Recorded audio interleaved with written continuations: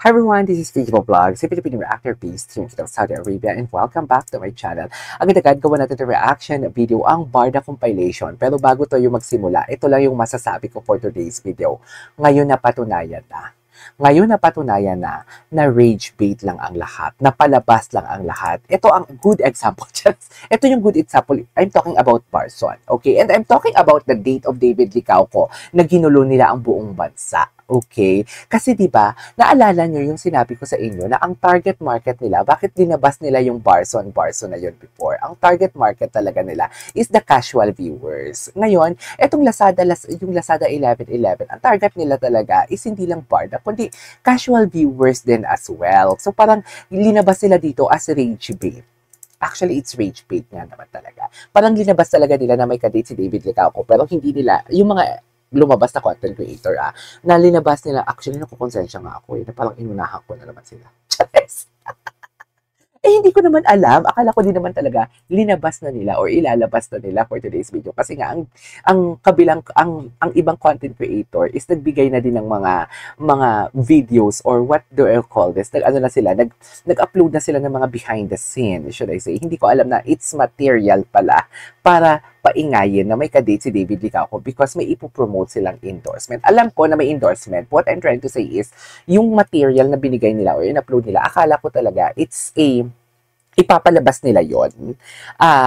Nang napalabas na nila yun, akala ko talaga na-announce na yung 11-11. Kasi nga, di ba, as what I have said, pag gumagawa talaga ako ng reaction video, it's always on the spot. I am not checking the said video or whatnot. But anyhow, dito, itong type of endorsement na to, itong type of publicity na to, wala tong pinagkaiba doon sa Barson na nag-holding hands sila. Kung anong nakita natin sa Barson, walang pinagkaiba dito.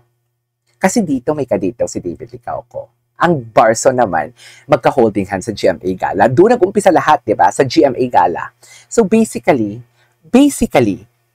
lahat, ang mga sinabi ko doon na parang, kasi ako unbothered talaga eh. Hindi talaga ako na-bothered, Bobby. Kasi I know from the fact kung ano totoo behind the camera. I know from the fact. February, March pa lang, I know from the fact. Actually, yung Canada, bago ko lang nalaman. Charis! Nang masyado ng halata ang Barda. Charis! Kaya medyo chinika ko na din siya for today's video. Anyhow, balik tayo dito. Ito yung sinasabi ko sa inyo na parang, hitting one birds, hitting, ano ba? Parang there are hitting, how do I say this? Parang alam mo yung, hitting so many birds in one stone. Okay, this is the stone. David Licauco, pinalabas sila na may kadate, tapos lahat to,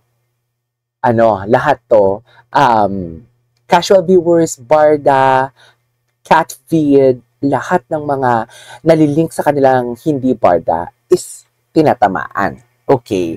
So, parehas lang din naman yan doon sa palabas ng Barson na may ka-holding hand sila sa GMA Gala. Kasi nga, publicity, bad or good publicity is still a publicity for today's video. Ngayon, sabihin nyo sa akin mali, ako yung una kong sinabi ko doon na parang, wala, that is part of a movie. Actually, hindi na naman ako nagsabi noon. Marami din naman nagsabi na that is a part of my movie. May movie kasi sila for today's video. Kahit yung mga pagbisita doon sa bahay ni Jameson, ni Barbie, that is a part of a propaganda. Hindi naman siguro. Genuine naman si Barbie sa pagbisita sa family ni Jameson siguro doon. Oy, 'di ba? Hindi naman siguro. Pero what I'm trying to say is, ginawan lang kasi ng mga ibang content creator ng storya yon. Na hindi natin alam na may trabaho pala doon si Barbie, tapos, or may shooting sila doon, tapos dumaan lang talaga doon sila sa parlor. 'Di ba? Nakasama nga si Daddy Tony. Si Daddy Tony nandun lang sa gilid. Si Daddy Tony yun nandun lang sa gilid talaga na parang mainit ang ulo. Anyways, panoorin natin to. And up to 90% of last flash. Diba? Ang gwapo ni Ginoo. This is, gustong-gusto ko talaga yung mata niya. Kasi alam mo, chinito siya, pero pinipilit niyang palakihin yung mata niya. Spot na namin ang sweetest deals. Kaya naman. Ay! Join me at Spot the Sweetest Deal on Last Live so you can enjoy the Ay, may Last Live siya. small exclusive brand. I-like natin to. Lazada. Ang gwapo niya talaga. Tapos yung boses niya dito, very Barbie Fortesa. Actually, nang ni-launch nila to, pati yung kay, ay hindi. May post si David about basketball ata. Basta nakita yun ni Madam Barda Inertia. Barda United pala. Bakit naman Barda Inertia for today's video? Hanap ko na talaga ang sweetest. Talaga ba? Gaano mo nahanap, Ginoo? Ganyan ka ba talaga dapat, Ginoo, na parang pangkama talaga ang boss? Charis! Tama ba yon? Uy, sandali lang. Si Ma'am Divine, Gina G talaga. May message talaga si Ma'am Divine sa akin. Ma'am Divine, shout out to you. Si Madam Petrolina Salvador. Kilalang kilala na yan sa comment section ko. Hayaan nyo na. Matanda, nakita ko na yung Facebook ni Madam Petrolina. Hayaan nyo na. May mga nanay din siya. May mga anak din siya na nagmamahal sa kanya.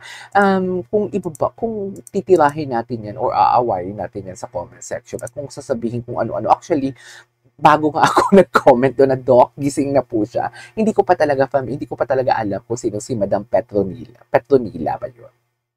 Pero nang nakita ko yung profile picture niya doon sa isang post na follower pala siya doon for today's video, nakonsensya ako, hayaan niyo na, may nagmamahal din sa kanyang mga anak niya. Ang pangit naman nung na parang, bakit yung ginaganito yung nanay ko? Diba? Ang pangit naman, hayaan niyo na. Ang mga bashers, sinasabi ko nga sa inyo, ano yan sila, atat yan sila na umamin ang Barda. It's just like sila yung hindi makapaghintay, pero ang totoo, mahal na mahal nila yan yung Barda. Siguro mas mahal pa nila yung Barda kaysa sa pagmamahal natin sa Barda. Kasi tayo makakapaghintay, sila kasi hindi na sila makakapaghintay talaga. Yun lang yun eh. Hindi lang talaga sila makapaghintay. Kaya Gina G sila. Yung tipong hindi nila nakukuha ang gusto nila. Kaya nagtatantrum sila. So basically, fan pa din naman yan sila. Nakakatulong pa din naman sila sa engagement. Actually, kahit ako ka, di ba, pinabash nila ako. Nakakatulong pa din naman sila sa engagement. Can you just imagine, I never shared my videos.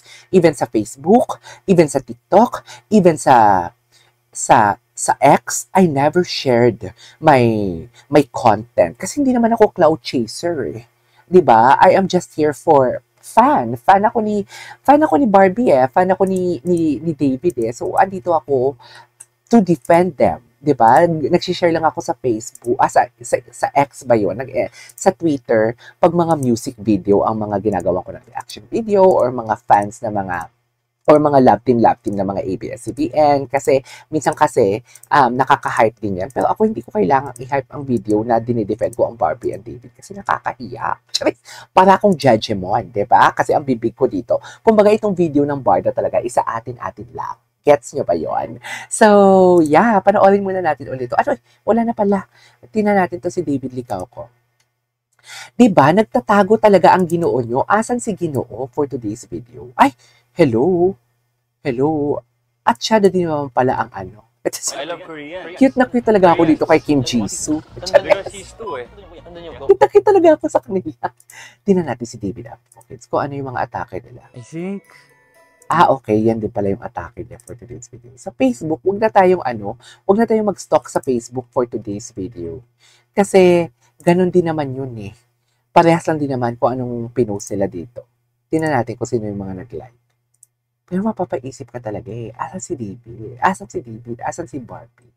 Di ba tingnan natin si James Licauco kung may mga anak? Ay! Shock, sarap! Ay my God! Taray! Oh my God! Cebu, sa mga taga Cebu dyan, magalit kayo. Magalit kayo sa gobyerno. Ang nangyari sa inyo is so unjust. Sa totoo lang. My God! Anyways, that is all for today's video. This is Kilivo Vlogs and see you on my next vlog. Bye!